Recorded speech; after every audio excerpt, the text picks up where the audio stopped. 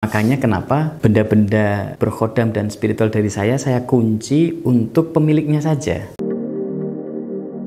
Assalamualaikum warahmatullahi wabarakatuh. Saudaraku yang dicintai Allah, ini banyak yang tanya nih, kalau gelang akar bahar, kalau tuah paling tinggi akar bahar itu yang berasli, yang ada khodamnya biasanya. Ada beberapa yang alamiah tanpa khodam, ada yang berkhodam. Nah, bagi Anda yang suka punya benda berkhodam, boleh nanti order atau memaharkan gelang akar bahar yang berkhodam. Tapi bagi Anda yang tidak suka yang berkhodam, mungkin yang alamiah pun kita sediakan juga gelang akar bahar yang alamiah. Terus lagi, apakah orang-orang yang punya benda berkhodam itu bisa merasakan keberadaannya kan? Mungkin ketika dipanggil namanya misalkan. Nah, ini pertanyaan ini banyak yang bertanya juga. Kalau diri kita sudah mengamalkan beberapa ilmu atau kita sudah punya sinergi energi yang kuat, seringkali kalau punya benda yang berkhodam dipanggil namanya, bacakan doa dan mantranya, bisa datang menampakkan diri. Tapi tidak semua orang punya kemampuan seperti itu atau diizinkan melihat, sehingga ya untung-untungan kalau yang beruntung ya Anda bisa melihat khodamnya, sosoknya, kadang nampak langsung, kadang lewat mimpi, terkadang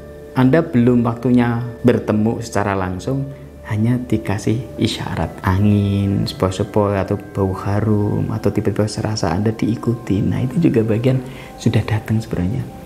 Gitu. Ada juga yang mungkin belum siap bertemu, sehingga dia nggak menampakkan diri, tidak memberikan isyarat, tetapi selalu bersemayam dan membantu selama bendanya Anda bawa, atau selama bendanya Anda simpan, dirawat dengan baik. Itu kalau benda-benda yang berkhodam, termasuk juga gelang akar bahar. Ya, benda berkhodam apapun. Nah, kalau sudah punya banyak benda-benda berkhodam, sering kok itu akan ada alamat-alamat didatangi atau mungkin lewat mimpi. Terkadang menyapa lewat beberapa hal. Kadang malah merasuki orang lain gitu.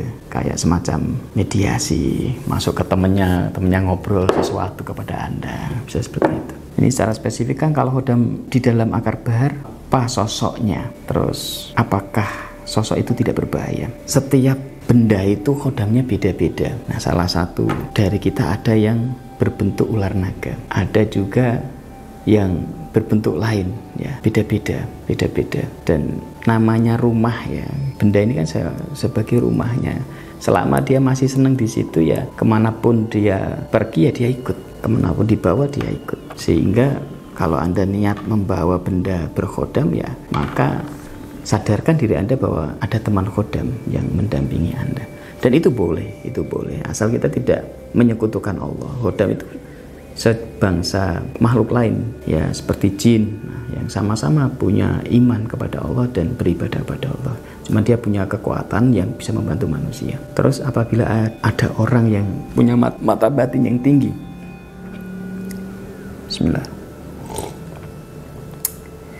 saya minum dulu. Punya mata batin yang tinggi, sudah terlatih dengan baik, apakah bisa melihat khodam gelang akar bahar atau khodam mustika atau khodam bendanya orang lain dalam kondisi biasa? Jawabannya bisa. Jika memang orang-orang berilmu, orang-orang yang sudah terlatih, orang-orang yang sudah punya ilmu mata batin, bisa melihat khodamnya orang lain.